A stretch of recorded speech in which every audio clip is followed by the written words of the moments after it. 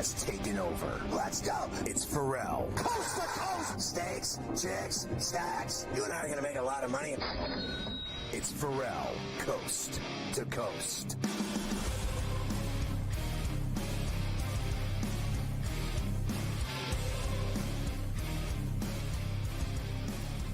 It's Ferrall on the bench, coast to coast, in the biggest way possible. Hanging out the bad seat, the bad apple with a bad attitude. We are live in New York City, the Big Apple. Ooh.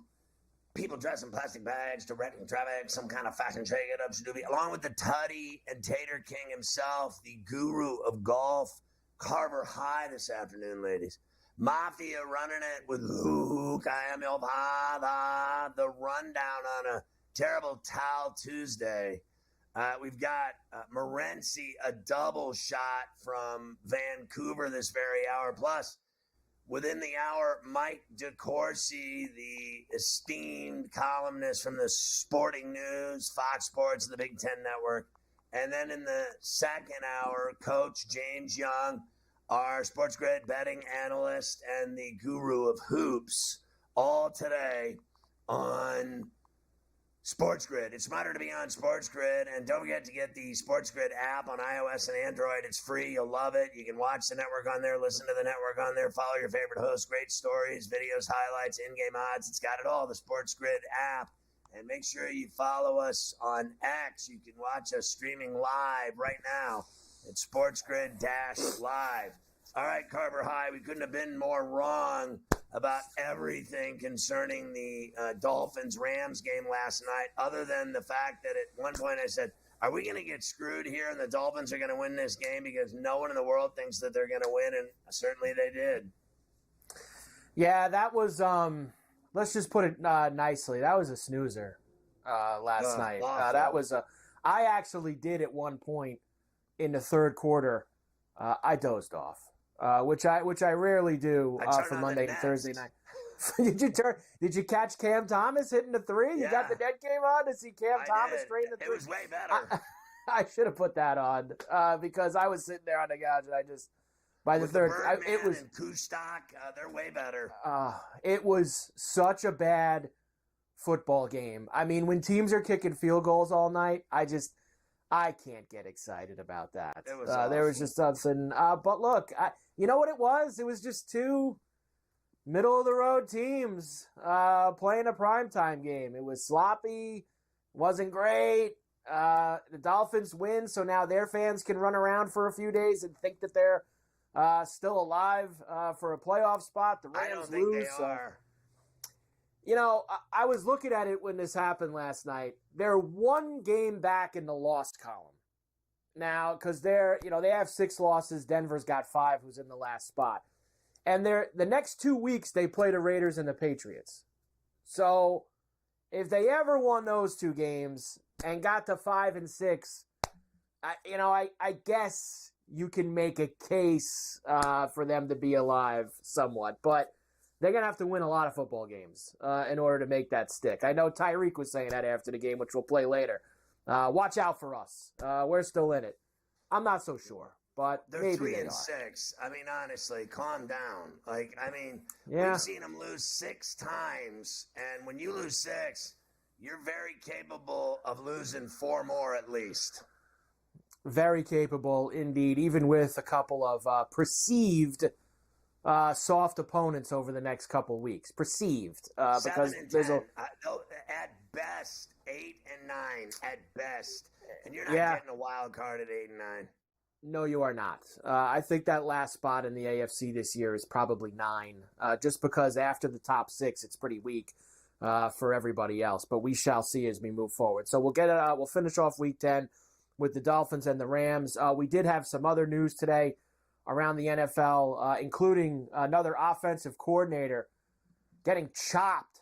They couldn't even do like the demotion with this guy. They just sent him to the door, which was Shane Waldron for the Chicago Bears. So Eberflus running out of people to blame in Chicago as they've chopping people left and right. And I even saw, and I'm sure you did too, there was actually also a story where some of the veteran players, this was from ESPN in Chicago, that some of them not told Poles and And Eberflus, not only should they fire Waldron, but they should sit Williams for the Tyson Badgett kid.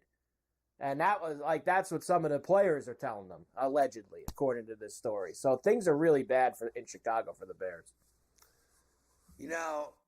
I'm not surprised, to be honest with you. And I think that we said this yesterday. All of the projections had them, bettors were putting in tickets on them going to the Super Bowl, which was laughable. Bettors were putting in Eberflus as the coach of the year, laughable. And Williams, rookie of the year, laughable. Jaden Daniels has been 10 times better than Caleb Williams. It's like last year, Stroud 10 times better than Bryce Young. It is what it is. He's the number one, and he's been on his back for the last several weeks. He's got hit by more sacks than anyone in the NFL. Their offense is anemic. I'm not surprised they fired Waldron. I'm surprised Eberflus hasn't been fired, to be honest with you. And I don't really care who they play at quarterback. They're overrated. They're terrible.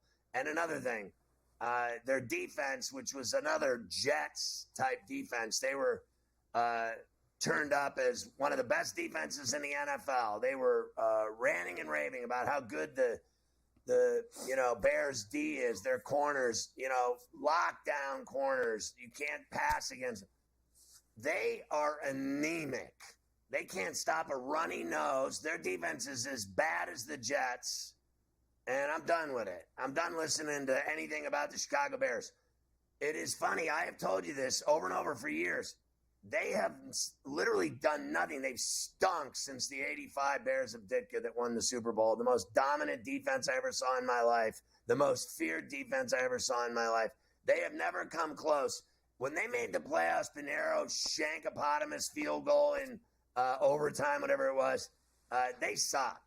They're awful. It's an awful franchise. No one wants to admit it, but that's exactly what they are. They remind me of the Giants and Jets, and that every year we hear about the Bears, and the Bears stink.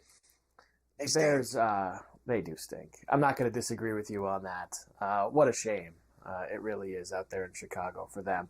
Dak's going to have that surgery. He's finished, which we expected anyway. So we'll do all the NFL news and notes for that. We're going to get a new college football playoff ranking tonight, and that's actually in between that college doubleheader that they've got on ESPN tonight. So you've got that Kansas-Michigan State game at 6:30.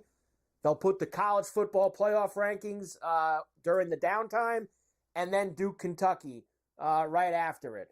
So a big college night over there with the hoops and the rankings. We'll see where Indiana is tonight in that. We'll see how far Miami has slipped in that, if they're even still in the 12 at all. I saw one today with Indiana playing Ole Miss in this thing now as the updated week to week. Who's playing who's getting the buys. Indiana would play at Ole Miss.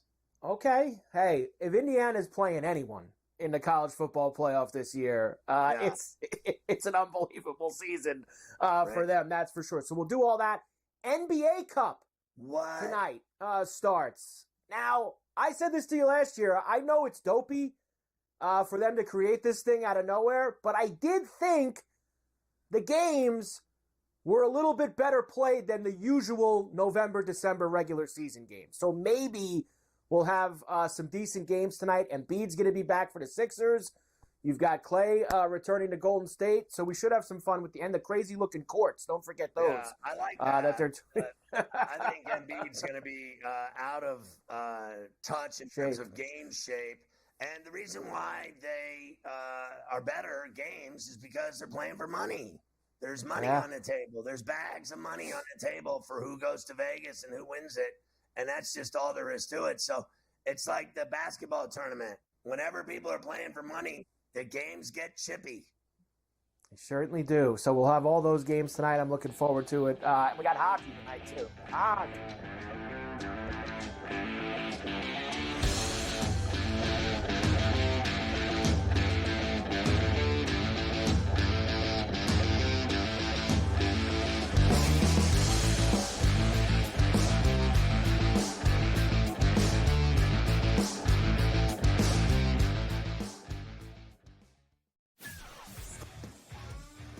together, both Devontae Adams and Garrett Wilson had huge nights. Aaron Rodgers loves the two big targets, and he says if this is going to happen, it's going to be very tough on the defense to decide who they want to go after. Adams and this kid, Wilson, I won't deny what they can do, but nobody else does jack. Ferrall Coast to Coast, only on SportsGrid.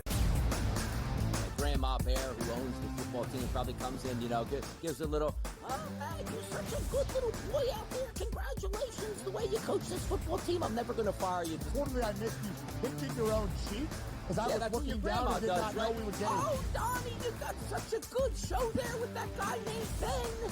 But that's what your grandma would do to you when he goes here on Thanksgiving or Christmas, The Early Line, only on SportsGrid.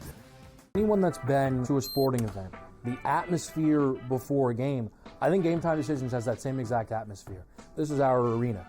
This is what we do. There is going to be an energy to Game Time Decisions that you will feel night in and night out. The excitement you get when you lock your bets in, when you're figuring out what you want to do, we can zone in on the biggest games each night. I want this to be the place that people come to before the games start so they feel as ready as possible to lock in their cards. We are going to hit every single one of those markets that you need to know about. We're going to go through every single thing, and I've got a great team behind me that's going to help me get the job done. There is not going to be a better place, I promise you, than Game Time Decisions to get that new information, react to it, and be able to then bet accordingly. We will have everything at our disposal, and we will use that to our advantage. I'm Kevin Walsh. Tune into Game Time Decisions from 6 to 8 p.m. Eastern on SportsGrid.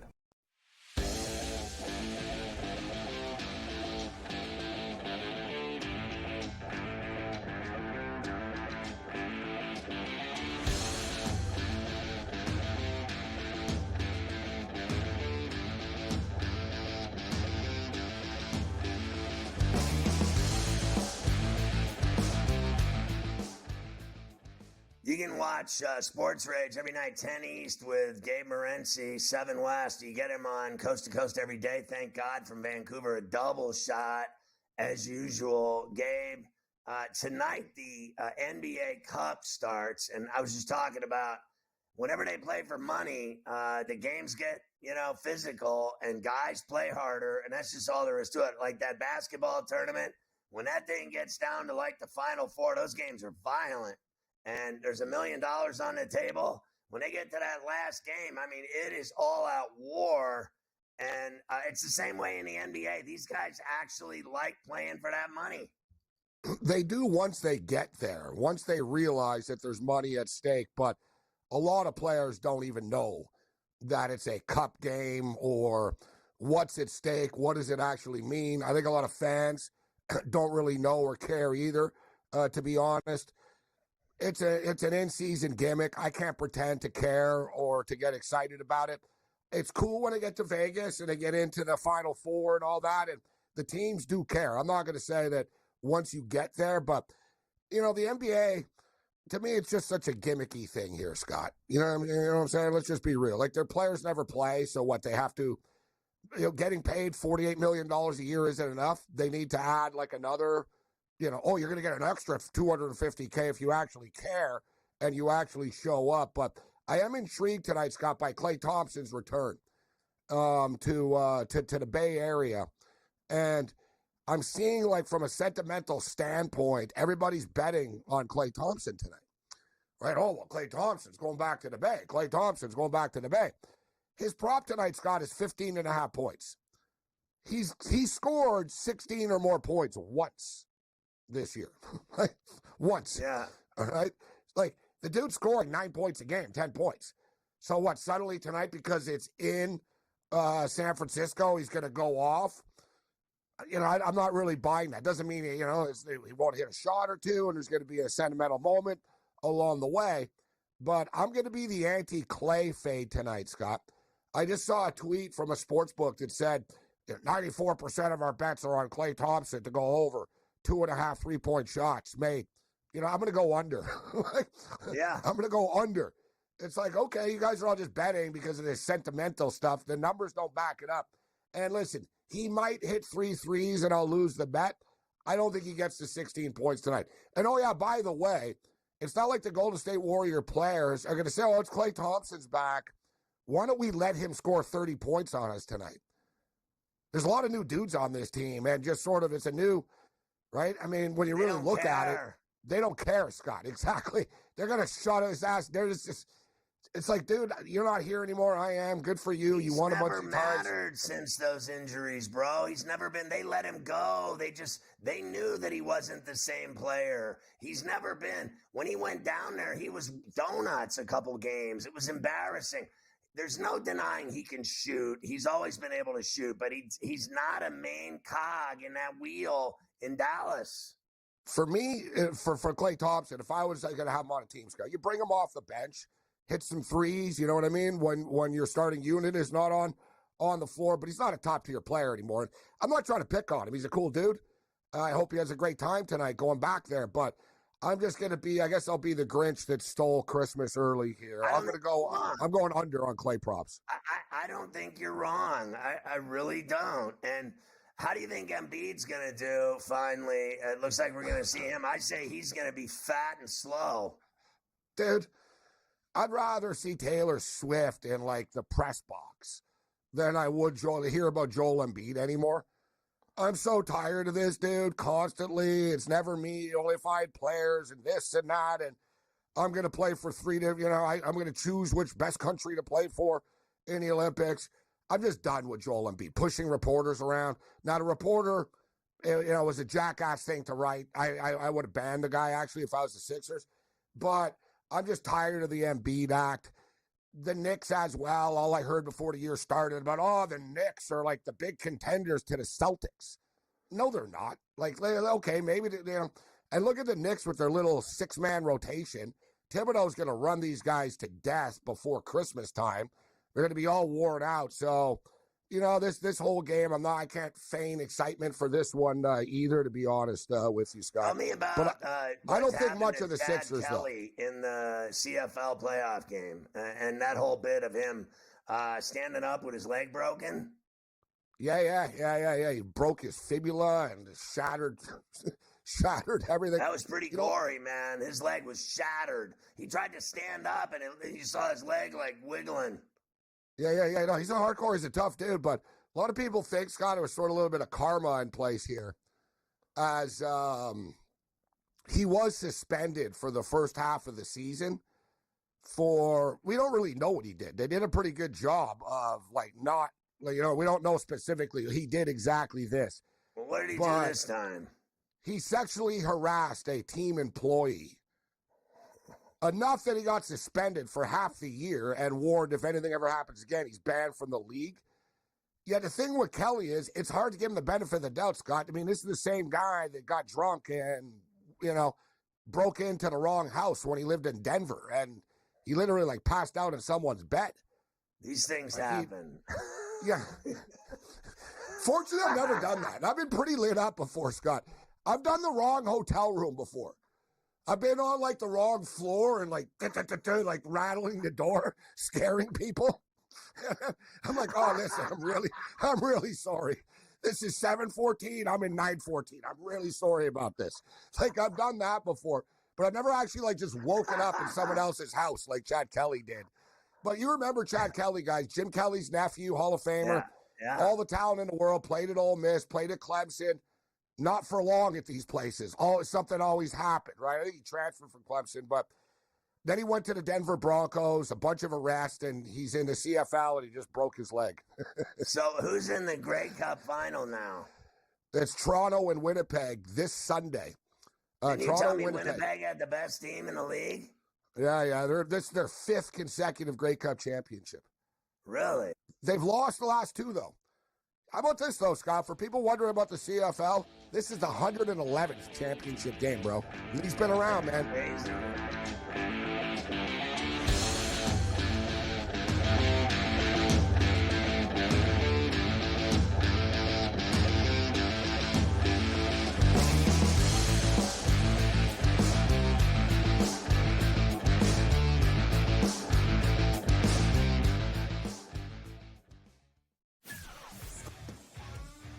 together, both Devontae Adams and Garrett Wilson had huge nights. Aaron Rodgers loves the two big targets, and he says if this is going to happen, it's going to be very tough on the defense to decide who they want to go after. Adams and this kid, Wilson, I won't deny what they can do, but nobody else does jack.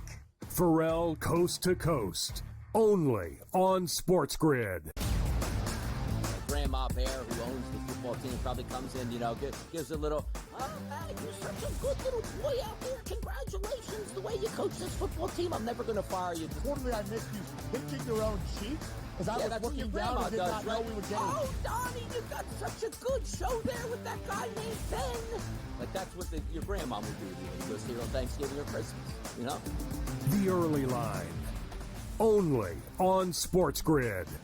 Anyone that's been to a sporting event, the atmosphere before a game, I think Game Time Decisions has that same exact atmosphere. This is our arena. This is what we do. There is going to be an energy to Game Time Decisions that you will feel night in and night out. The excitement you get when you lock your bets in, when you're figuring out what you want to do, we can zone in on the biggest games each night. I want this to be the place that people come to before the game starts so they feel as ready as possible to lock in their cards. We are going to hit every single one of those markets that you need to know about. We're going to go through every single thing, and I've got a great team behind me that's going to help me get the job done. There is not going to be a better place, I promise you, than Game Time Decisions to get that new information, react to it, and be able to then bet accordingly. We will have everything at our disposal, and we will use that to our advantage. I'm Kevin Walsh. Tune into Game Time Decisions from 6 to 8 p.m. Eastern on SportsGrid.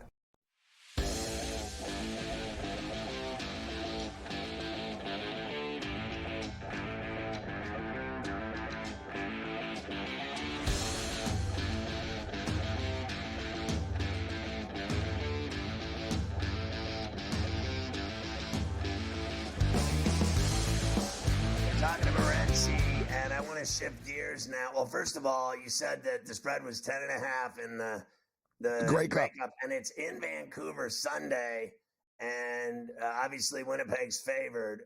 And you think the spread's too high? And then tell me while we're on it, what you think of the Winnipeg Jets and how great they've been, and they got a big game tonight at the Garden in New York. Yeah, it's literally like a Winnipeg sports. Like this is their high peak. You know what I'm saying? Yeah. Their team is going to the CFL championship. Their hockey team is dominating, and that's all they have there. They've got an independent baseball team, the Golden Eyes, which is very popular actually. But like if you're Winnipeg, you've got the CFL and you've got the NHL, point blank, and they love them both to death, right? Like they're really hardcore about it in this town. There's not a lot else to do. Let's just be real. It's very, Winnipeg is like Canada's Buffalo. They're passionate fans. Nobody wants to go there. Like, you know what I mean? Like nobody's from there has ever been there. It's like, you ever been to Winnipeg? Oh, God, no. Like, you know what I'm saying? Yeah. Like, it's cold as hell. Like I said, there's not a lot to do, but people are super cool. Like, they're a lot like Bills fans. They all double fist, Scott. Like, in Winnipeg, it's a prerequisite. You're not allowed to have one drink in your hand. You have to have two. Like, right. No one can clap at Bomber games. It's the best, Scott. Like, fans are all standing up, nodding their heads because they have two drinks in their hands. I swear, I'm not exaggerating. You watch a Bomber game, and you watch the stands in the background of the play, and every once in a while, you'll see like a drunk girl in a Bomber jersey tumble down the stairs. Whoa! Like, you know what I mean? Like, they are drunk. They are drunk. I'm telling you. So it's going to be like the biggest drunk fest with the Bomber fans in Winnipeg. One cool thing about the Grey Cup, guys, it's the 111th Grey Cup, all right? So there's some tradition behind this thing. And they have the Grey Cup Festival, and it's basically like starts on the Wednesday before the game on Sunday. But it's really cool, Scott. The teams all set up their own pavilion. They have like a village, and they set up their own pavilion, and they give things away. Like the Calgary Stampeders have a famous free pancake breakfast. And you basically just get loaded and eat free pancakes at a Stampeder pavilion with cheerleaders. Like they're serving you, how you doing? You're crushing, chug, how you doing? And you go over to like the Rough Riders and they're giving away pierogies and beer and like, hey, it's like a beer festival. Like, you walk around, everybody represents their team. Yeah, like, it's not like the Super Bowl. Like, team fans of the teams that didn't make it go. It's almost like, it's like a convention. It's like CFL fans meet in the city wherever the Grey Cup is. It always sells out, whoever's playing, and they just get wasted for a week. But normally, we've had great halftime shows, Scott. I saw Shania Twain, Lenny Kravitz, Green Day, Offspring. There's been some like good rock bands that have been the halftime show. I never knew that guy Dexter was a genius. Did you know that he had his master's and that he was he's a scientist and he's trying to figure out the flu and he's got he's a genius. Meanwhile, he's the lead singer of Offspring with his spiked blonde hair. And I interviewed him once on MTV and it was a total D to me. Meanwhile, I didn't know he was so smart. Maybe I would have got along with him better.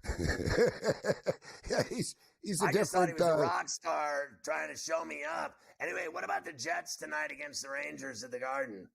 You know what? You look at the Winnipeg Jets, not getting a lot of respect for the betting market. And the future Stanley Cup price is, there's still big price here for the Winnipeg Jets, although it's come down. The Jets are one of these teams. They've had a lot of good regular seasons before, but they never really get it done in the playoffs. I don't know if this year is going to be any different. It's so early in the NHL, but they're playing great hockey right now. And they are a good road team, the Winnipeg Jets. As underdogs tonight, I think I think this is a live dog here tonight with the Winnipeg Jets, Scott, at the Garden, plus 110. Yeah, I like it. I saw it at plus 110, and I thought it was juicy. And they're 14-1-0 to the Rangers 9-3-1. Couldn't believe that they actually were favored at that price, to be honest with you. 3 college football games tonight in the MAC-tion. Do you like any of those, Gabe? Well, the only game that really sort of, not going to say that it doesn't matter. Ball State and Buffalo are playing to go to a bowl. Buffalo's 1 win away from bowl eligibility. I do like the Buffalo Bulls tonight, guys. So we'll lay, I don't mind the money line at minus 170. You can lay the 3.5 if you want with the Buffalo Bulls. Western Michigan and Bowling Green. This is the game of the night tonight in the MAC. I like the over 57.5. Western Michigan, Bowling Green. And, I was trying to talk myself into they're both 4-1 in the conference. So it's a big game for them both. I want to talk myself into the Western Michigan, but I think Bowling Green rolling, Scott. All right, good stuff.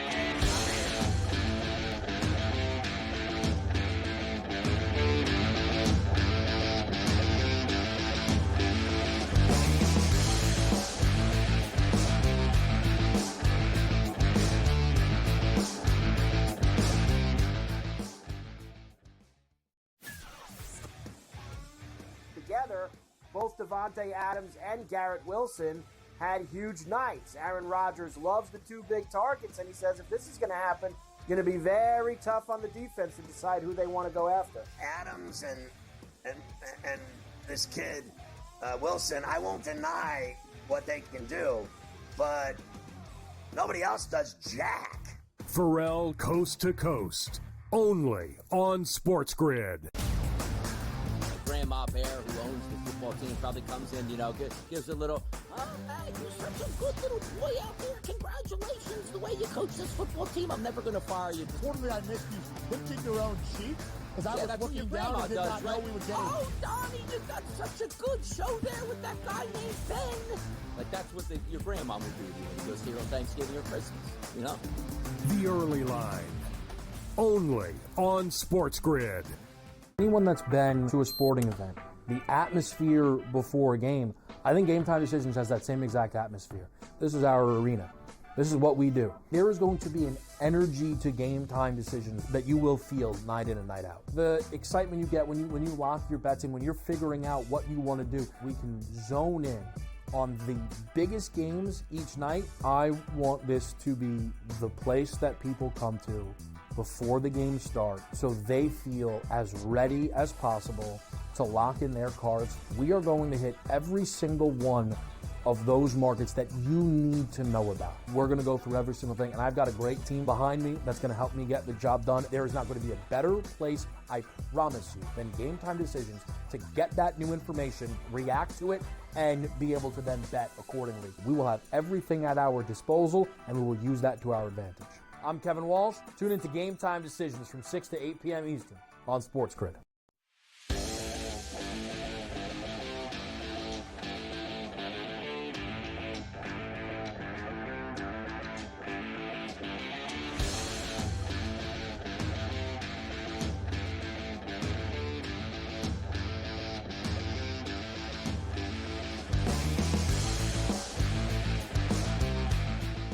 Mike DeCourcy is the esteemed, famed columnist from the Sporting News. You can see him on Fox Sports and Big Ten Network during college basketball season. He's on Coast to Coast every week. Thank God for that as well. I got to start with this. I'm going to do these other stories that you did, but I have to ask you, because you're in Pittsburgh, what did you think of the Steeler-Commander game, and what do you think of their game Sunday that I know you're going to, I'm going to, against the Ravens, their first divisional game, and they've won 7 of 8 against Baltimore, and this game at 1 o'clock is for the world. They played very well on Sunday. I shouldn't say that. I mean, what I should say is that they won without playing very well. That's the key message to take away from Sunday. They did some good things, obviously. You don't beat a team as high level as Washington is unless you do some really good things.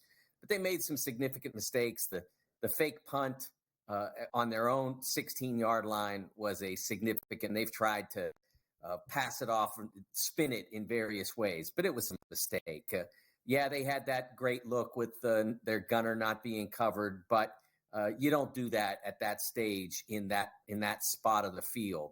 And they made some other errors. Their defense in the late first half, early second half was not tight enough, but they were still able to put together a winning performance. And that's what makes this team exceptional. They're not a talented team in the league, but they have a lot of good qualities. They have a lot of good players in the right positions. They're getting 3 games. Excellent quarterback play from Russell Wilson. Again, not wall-to-wall consistently awesome. But hey, Patrick Mahomes isn't doing that right now either, but he's winning every time out. As for Sunday, it's going to be a great challenge for the Steelers. Baltimore has a lot of assets on their offense. Lamar Jackson's a wizard. That's my favorite way to characterize his play. He's a wizard. He does things that no one else has ever been able to do with his ability to move around, and then how that creates open receivers. The Steelers have had great success against him in the limited opportunities that they've had to play him. How's this? I mean, he's been in the league since 2018. They played twice a year since then. Now, his first year, they weren't playing him quite yet when the Steelers played him. But since 2019, they've only played him 4 times. He's either been injured or rested in all the other games, but he's only beaten them once, which I think says a lot about how patient and careful they are about dealing with him. It's going to be incredible. I can't wait to be in Pittsburgh this weekend. I'm really excited about it. So hopefully I want to break and let Mike do what he's got to do, technically speaking. And then we're going to I want to talk to him about this Todd Golden story that you ran. Listen, it's disturbing, right? Like, I didn't know. Like, the more I read it, I was like, what is going on here? Am I to believe that this guy was harassing, allegedly, like co-eds, like college students? Well, we don't know for sure, but we know that there's been a Title IX complaint filed against him. And what is compelling to me, Scott, is that this is not a he said, she said situation. At that point, you really kind of have to let the whole process play out before making any judgment at all. But there are multiple complainants here, and that's one of the reasons why it's surprising that the University of Florida has allowed him to continue coaching. And remember, this isn't just about he coached against Grambling State on Monday night. This Title IX complaint was filed basically in advance of even practice beginning, and they've continued to allow him to coach the team. So either they know something that no one else knows, or they're just going to play it by the numbers until they have a ruling that would be negative to Golden. If they get a ruling that would be negative to Golden, they're going to continue in this direction. There supposedly is photographic evidence. That I think that would be something that would be compelling as well. So whether any of it's true, we can't know until this plays out. But the fact that there were multiple complainants is certainly something that turned my head. Mike, I mean, I read your story. It was so disturbing. This guy's taking photos of himself naked, allegedly, and sending it to women, allegedly. And then the stalking allegations of him driving around taking pictures of people where they are and sending those said pictures to those individuals, kind of creeping them out that I know where you are and here I am taking photos of you and sending them to them. That stuff's crazy. It is a very strange situation for sure. I don't know what the University of Florida sees here that they're not at least interrupting the season relative to Todd Golden, but there's something that they're standing behind him and allowing him to coach. So it's hard to say, but as I said, if this were one person who alleged these things, and we've seen similar to this when one person alleged, and in a lot of those circumstances, the allegations proved to be actual. But this is multiple people in this, and to me, that's one of the reasons why I'm surprised he's continuing to coach. Not that he would continue to coach in the future, but with multiple complaints, I would have thought Florida said, "Hold on a second here. We really need to look at this." But certainly, the Title IX office is looking at it. But the athletic department is allowing Todd Golden to continue coaching. He coached last night. I'm sure he'll be there the next time the Gators take the court, because these processes they don't take a few days or even a month. They certainly take time. And so as long as Florida's saying okay, then he'll be out there. So, Mike, we got to let you go. Unfortunately, we're having technical difficulties today, but great job either way. I'll see you in Pittsburgh. Hopefully, you'll enjoy that Ravens game as much as I am. I hope you enjoyed tonight's doubleheader from Atlanta. The Kansas, Michigan State, Duke, Kentucky games are delicious in College Rack. I know you'll be watching those. Thanks a lot, Mike. We appreciate you. We'll catch up with you as soon as possible. Mike DeCourcy from the Sporting News today. I got to tell you that last night I'm watching this guy coach, Mike, this guy Golden, and they're cheering him. And like they're giving him support, the Gator faithful in Gainesville, as they were winning but not covering. I have to tell you, when I'm reading stories about this guy that Mike wrote and other stories that I'm reading about this guy, how in God's name are they letting this guy coach right now when they have allegedly videos, they have pictures, they have evidence of this guy not only taking pictures of himself naked and sending it to chicks, but of stalking them and taking photos of them and like following them around campus and creeping out on people. Like, you gotta be kidding me. How are they letting this guy go? Like, even just the allegations themselves, and they say they have evidence.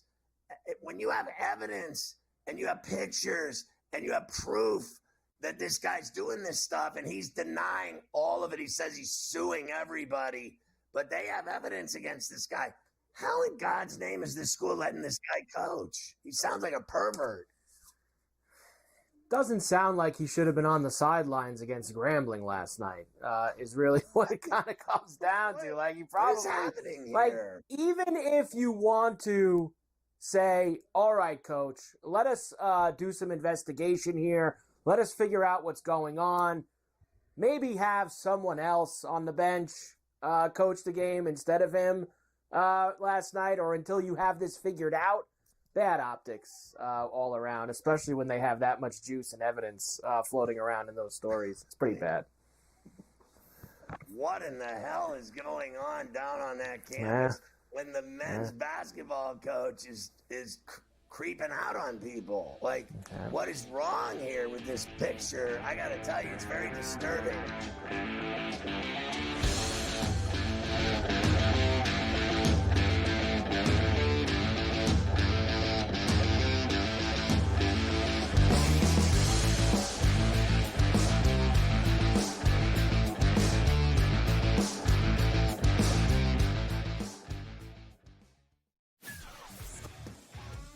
Together, both Devontae Adams and Garrett Wilson had huge nights. Aaron Rodgers loves the two big targets, and he says if this is going to happen, it's going to be very tough on the defense to decide who they want to go after. Adams and this kid, Wilson, I won't deny what they can do, but nobody else does jack. Ferrall Coast to Coast, only on SportsGrid.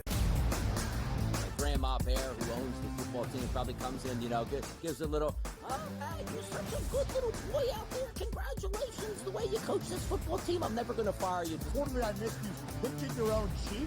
Because I was looking down and did not know we were getting. Oh, Donnie, you got such a good show there with that guy named Ben.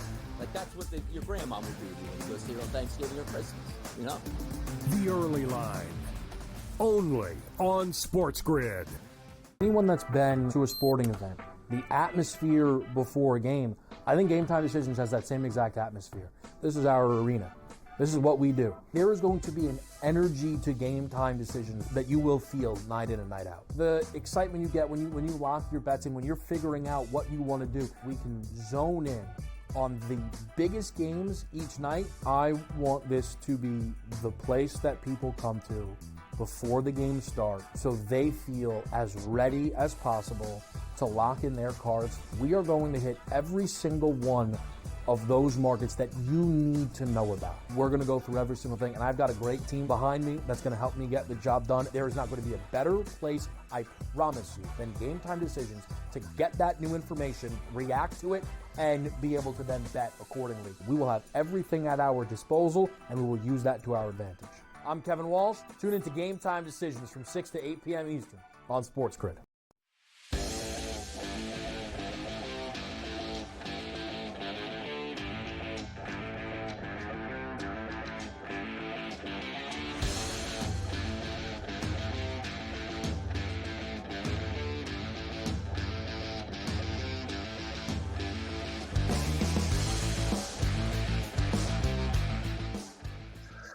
Mike, I got to tell you, seriously, I just saw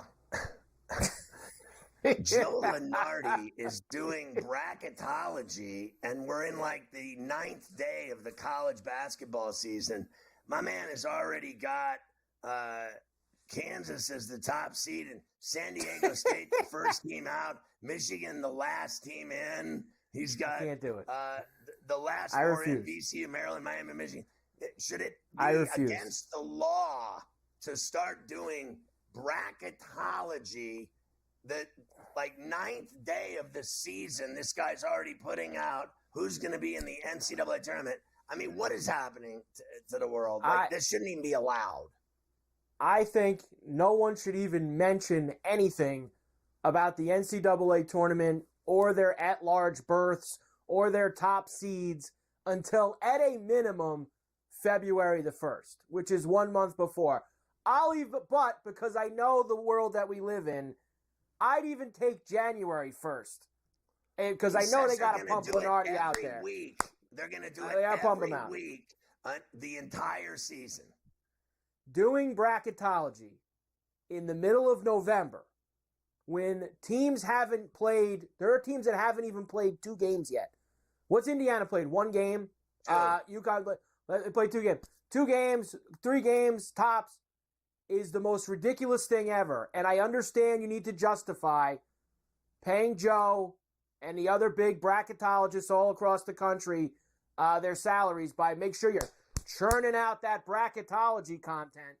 But in the middle of November is a disgrace. It's just, we don't need it. We don't need it. It's too much. Now, there's probably people, Scotty, that all they do is watch college basketball. They don't care about anything else. And the rest of the world, NFL, NBA, nothing else exists to them. Even those people cannot defend doing a bracketology on November the 12th or whatever we're at right now. It is 12th. November 12th. It's Nonsense. ridiculous. It really is. Nonsense. I can't have it. And I won't have it. And I won't accept it. So we will not discuss anybody who's the top seed of the NCAA tournament. No date before January 1st. Are we allowed to do that? Team out. Can you imagine they first team out. The first team out. They're already out. Played a conference game.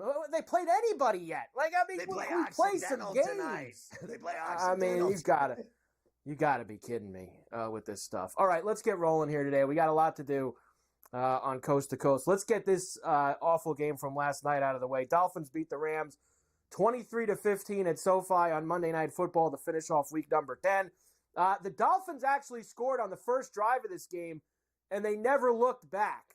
We all had all these big names in mind for first touchdown scorer last night. Right. Puka Shells, Tyreek, Achane, Kyron Williams. No. How about the 70-1 for Malik Washington on Westwood One Sports? Tagovailoa now has started 4-4, lining up again. Ram 18, under center here. First down and 10. Opening drive of the game with no score.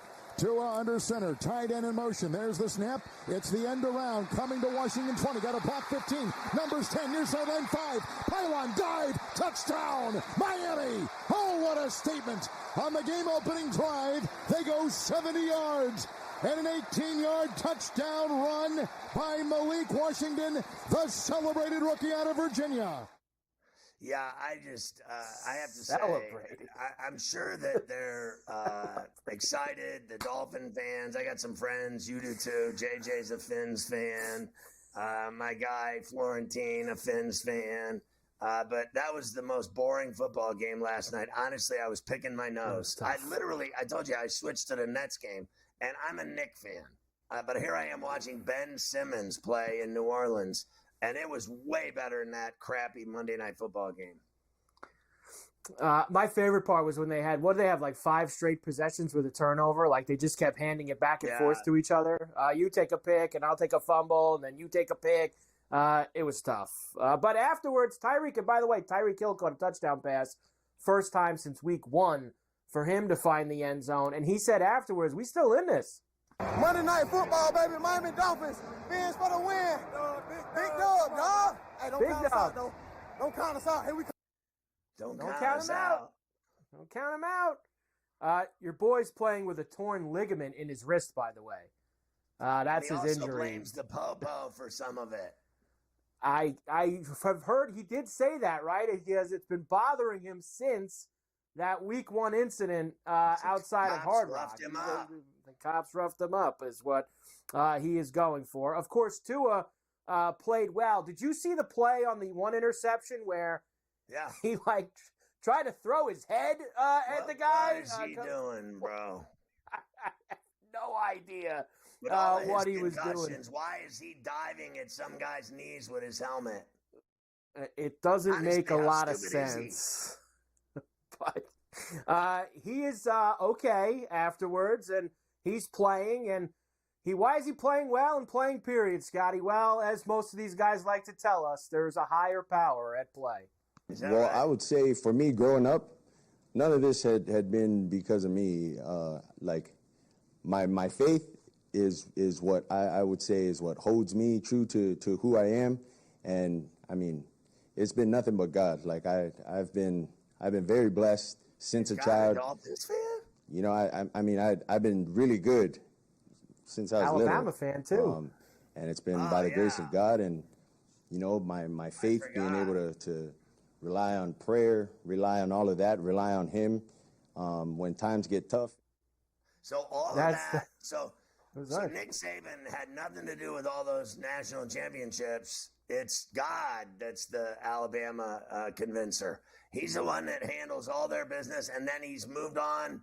He loves that kid so much he's now become a Dolphins fan. Because I had sworn, you and I, we've gone through a litany of other teams that he's a fan of. Like how many teams is God allowed to be a fan of?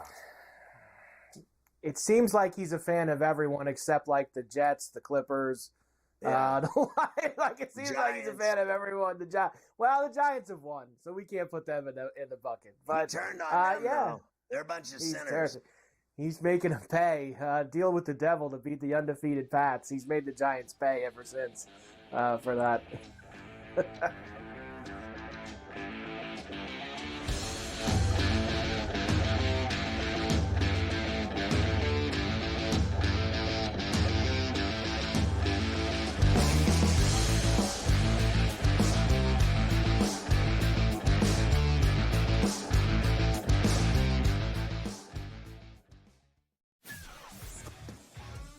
Together, both Devontae Adams and Garrett Wilson had huge nights. Aaron Rodgers loves the 2 big targets, and he says if this is going to happen, it's going to be very tough on the defense to decide who they want to go after. Adams and this kid, Wilson, I won't deny what they can do, but nobody else does jack. Ferrall Coast to Coast, only on SportsGrid.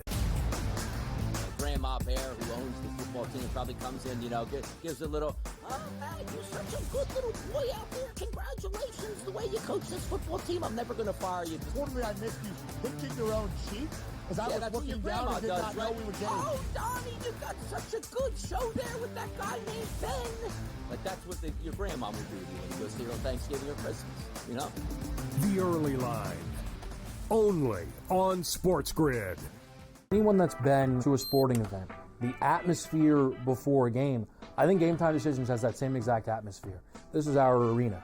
This is what we do. There is going to be an energy to Game Time Decisions that you will feel night in and night out. The excitement you get when you lock your bets in, when you're figuring out what you want to do, we can zone in on the biggest games each night. I want this to be the place that people come to before the game starts so they feel as ready as possible to lock in their cards. We are going to hit every single one of those markets that you need to know about. We're going to go through every single thing, and I've got a great team behind me that's going to help me get the job done. There is not going to be a better place, I promise you, than Game Time Decisions to get that new information, react to it, and be able to then bet accordingly. We will have everything at our disposal, and we will use that to our advantage. I'm Kevin Walsh. Tune into Game Time Decisions from 6 to 8 p.m. Eastern on SportsGrid.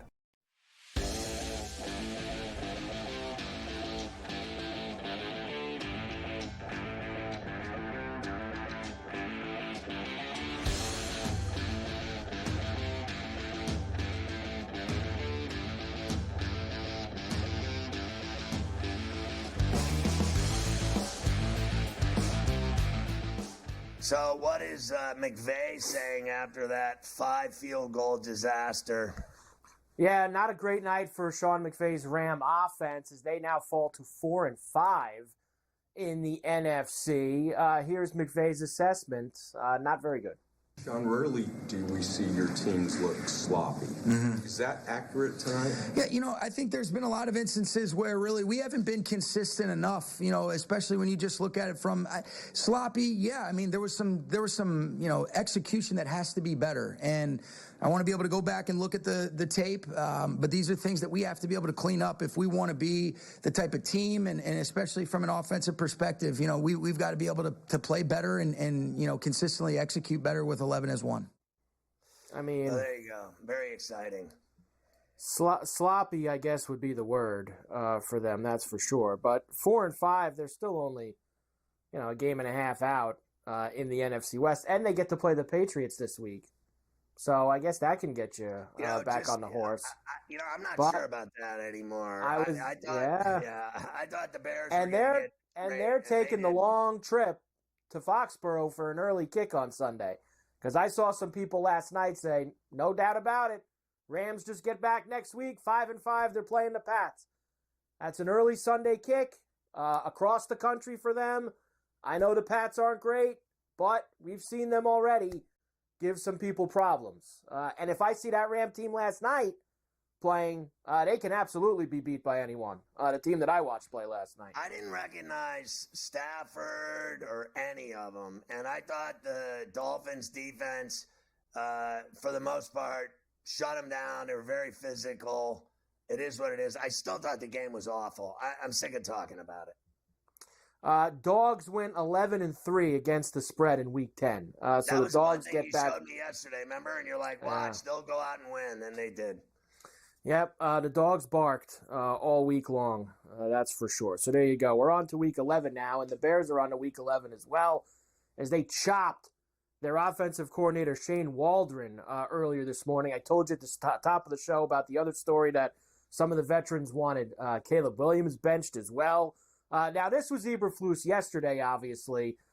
Today, he actually made the changes. Yesterday, he was kind of dancing around it and didn't sound very sure what he was going to do. Now we know that he fired him. Here he was yesterday. Yeah, I mean, just in-game communication, in terms of that, it's got to be better.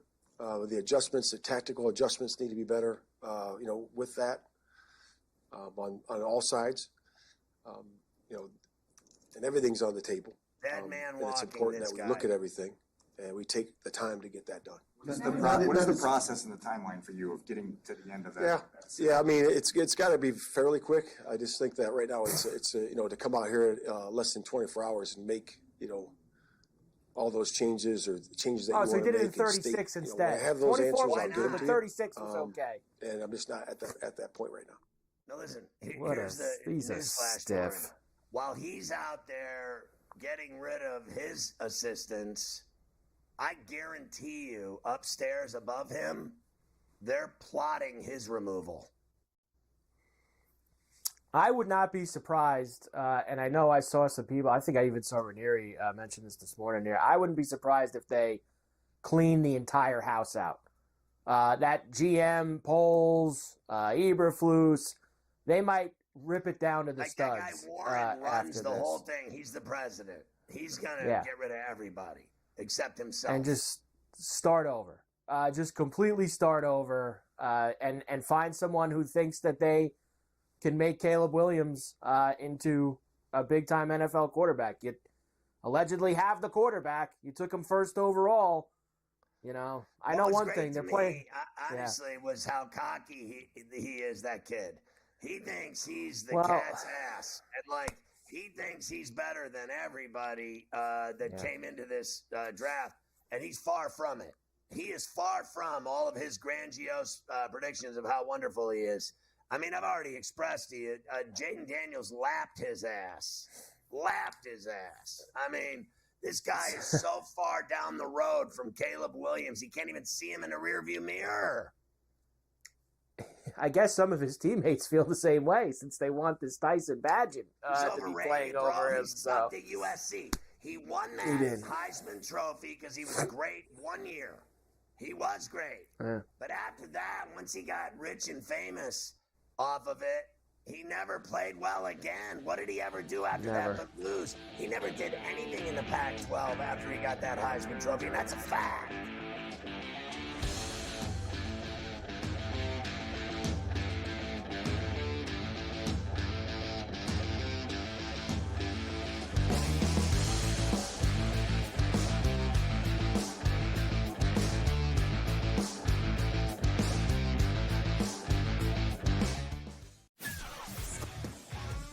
Together, both Devontae Adams and Garrett Wilson had huge nights. Aaron Rodgers loves the two big targets, and he says if this is going to happen, going to be very tough on the defense to decide who they want to go after. Adams and this kid, Wilson, I won't deny what they can do, but nobody else does jack. Ferrall Coast to Coast, only on SportsGrid.